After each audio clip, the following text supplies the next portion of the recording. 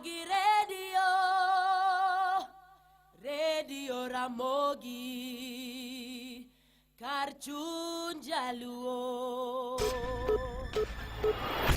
Matuch e kor gwenge gi Roda Odhiambo. Machiegni kweth mag mar lakteche od thieth ma Kenyatta ogolo gino mabende chichnien lisasi ewi jaohanda Swekra manobila ochielo gi magina odiochieng' manyore kinde ng'anyo ewi nek mar Albert Ojwang. Boniface Kariuki majahigni 22 ne oringo de od thieth ma Kenyatta tok obila chiele gi magina odiochieng' manyoro. Jatatije od thieth ma Kenyatta Laktar William Sigilai oyango ni lisasi no kata gino mabende chichnien lisasi ni ogole ewi Boniface tok bero mane okaw gi seche 2. Ndiye amefanyiwa upasuaji na nimesema alifika akiwa katika hali mahututi, na baada ya upasuaji tumeona mabadiliko. Sisemi kwamba ameamka, lakini yuko katika hali ambayo inaridhisha kiasi fulani ukilinganisha na jinsi alipofikishwa hospitali. Kweli kwamba jeraha alilopata kutokana na kifaa hicho ambacho tunashuku kuwa ama tunadhani ni risasi iliweza kusababisha uharibifu wa mfupa wa kichwa, alafu pia kukawa na jeraha katika ubongo wake kwa kiasi fulani. Laktar Sigilai owacho ni gino mabende chichnien lisasi mabende nogole wi Boniface korosechwal ne jotim nonro mabende bro yango kaponi ni lisasi kato huyo ka owacho ni gino bende koro kelo hinyruok marach mokalo e obongo mar Boniface. Masaa 24 ya kwanza ni wakati muhimu sasa ambao tunakumbana nayo. Ni vigumu kusema kwa sasa jinsi mambo yatakavyotokea. Kwa hivyo tutahitaji muda ili tuweze kutathmini hali yake, na ndivyo nimesema kwamba kila siku tutaweza kuwaeleza. We were uncertain. Usually when we remove any foreign bodies from bodies of injured persons, they are submitted for analysis, and that is what we will establish. I can only say that we suspect it is rubber, but we are not experts in that. We have a procedure in the hospital. We do have a fund for disaster cases. Natural disasters, civil unrests like this one, and in most cases their bills are catered for, but we are not at that point yet where we are talking about bills. Komachelo bende ni spika mar od bura mamalo Moses Wetangula golo chik ne jatenda migao mar arita kwe maiye Kipchumba Murkomen mondo bi ochopi e nyim od bura mamalo kochopo chieng' wuok tich juma manyien mar duoko penjo ewi nek mar Albert Ojwang. Bende familia mar mosenindo jadolo Gilbert Deya mabende ne owito ngimane e masira mar apaya mane otimore odiochieng' manyoro e apaya kata alwora ma namba Kapiyo e apaya ma Kisumu Bondo.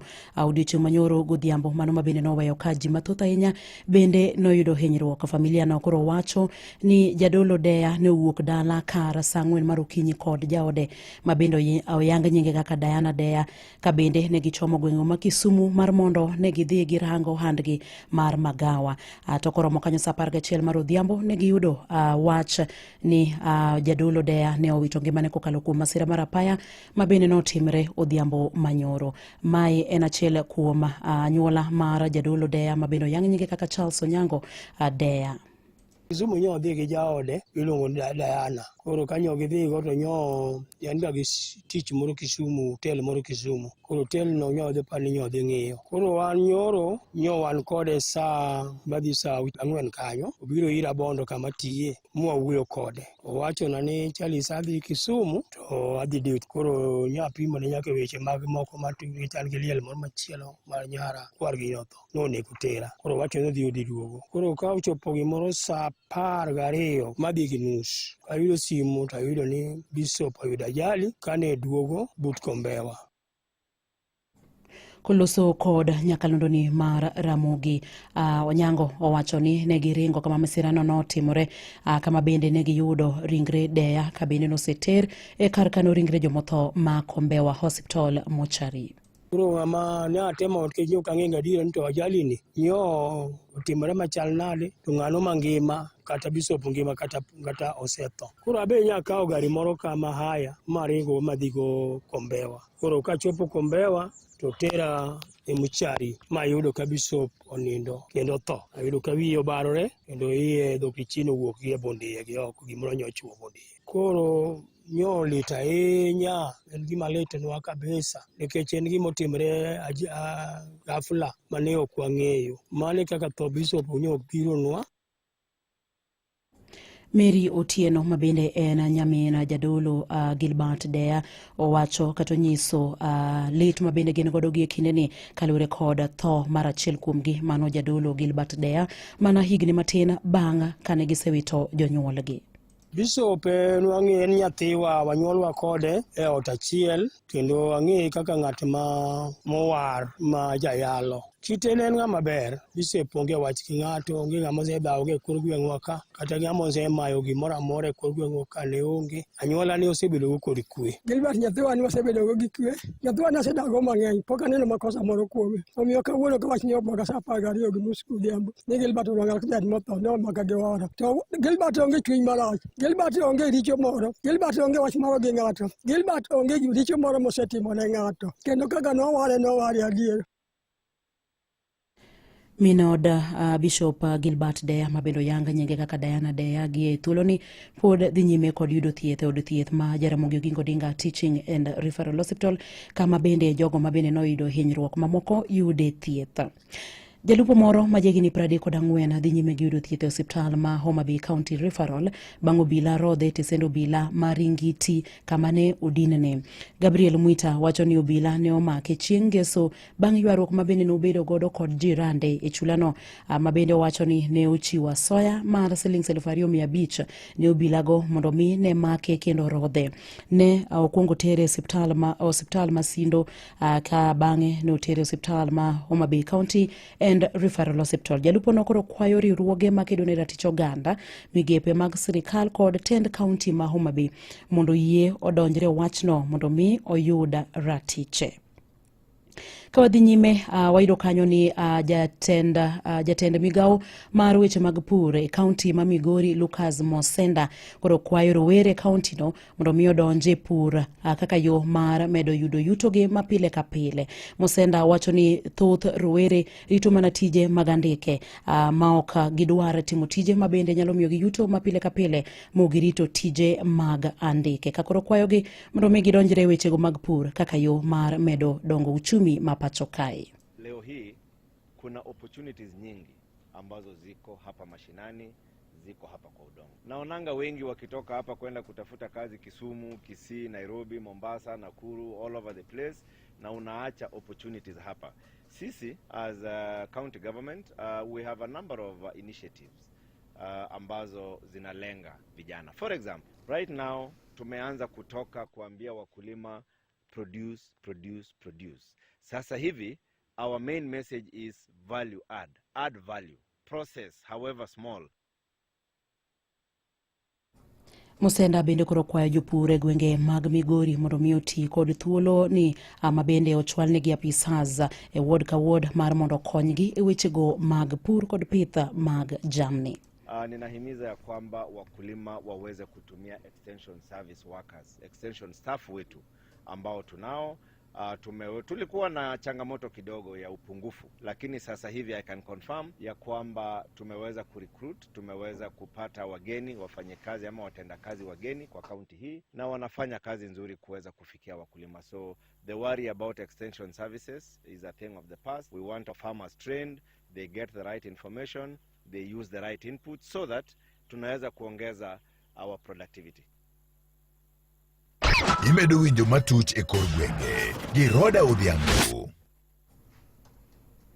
Wadhi kaunti ma Siaya kama wayudo jodak ma South East Alego i kaunti ma Siaya ochwalo ng'ur e wi rochruok mar arita kwe gwenge makono kendo koro gikwayo sirikal mondo donjre wachno mapiyo piyo. Jaduong' Vitalis Awandu Ondewe ma bende en jagoro mar duol mar jodong Luo owacho ni rochruok mar arita kwe e gwenge makono osekelo luoro mathoth ne jodak makono ahinya to Nyang'oma Kogelo sublocation kaluwore kod monj kod timbe mag mahundu modwa jimbore mokalo e gwenge makono.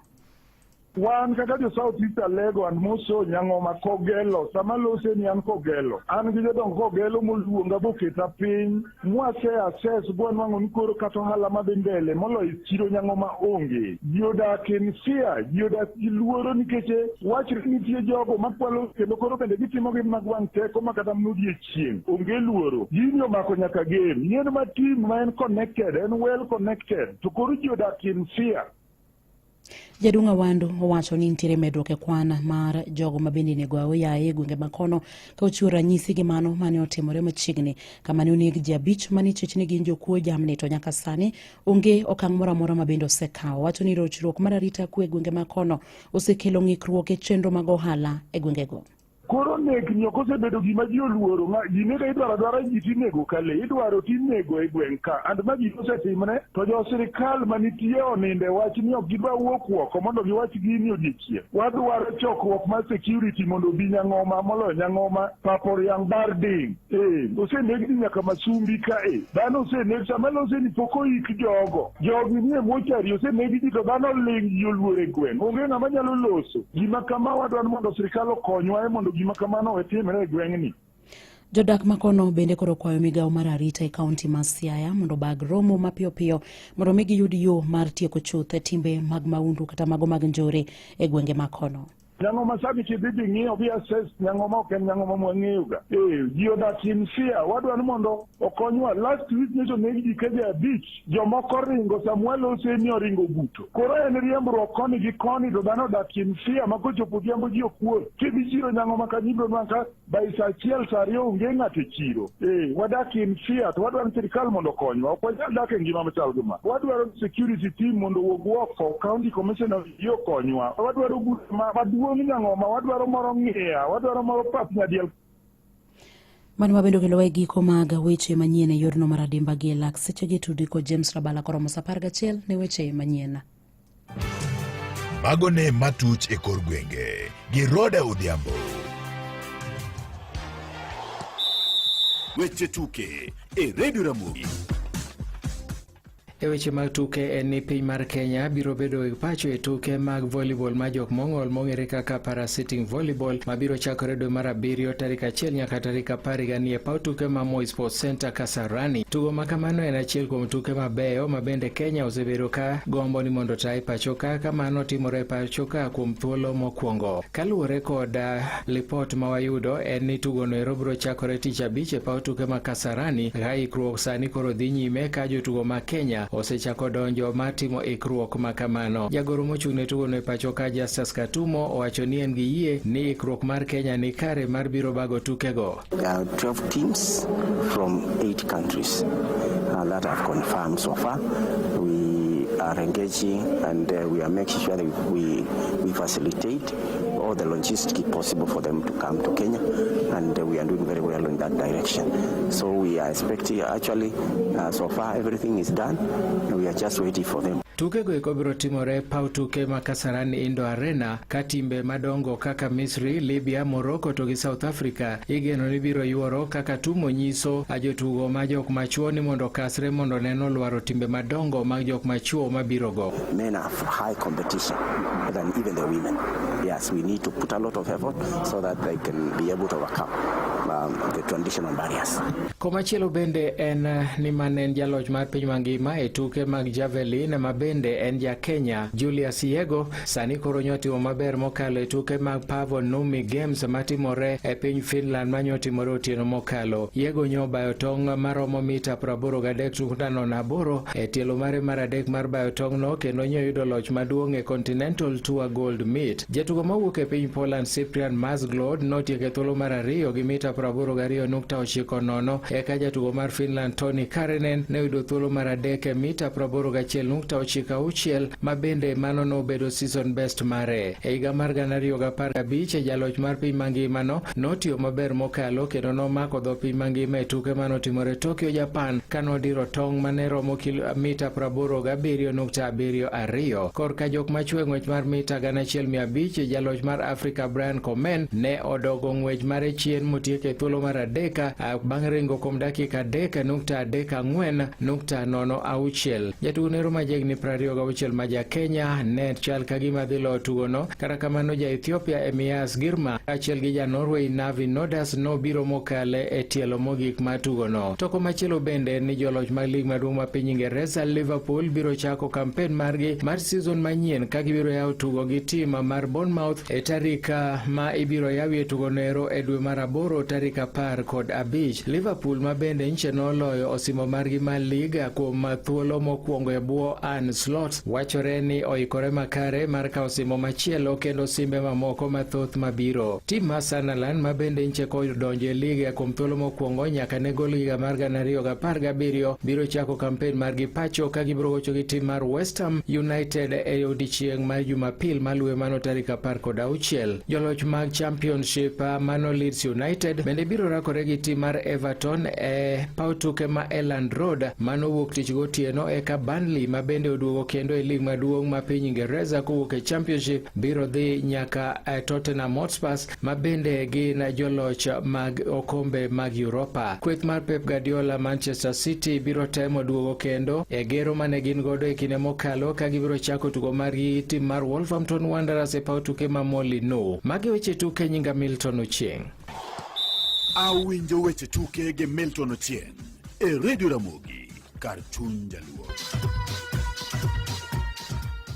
Higa ka higa, ngima mang'eny lal, mieche kethre, lek mag geno kethre, mana nikech tiyo marach gi gas mar LPG, stima gi petrol.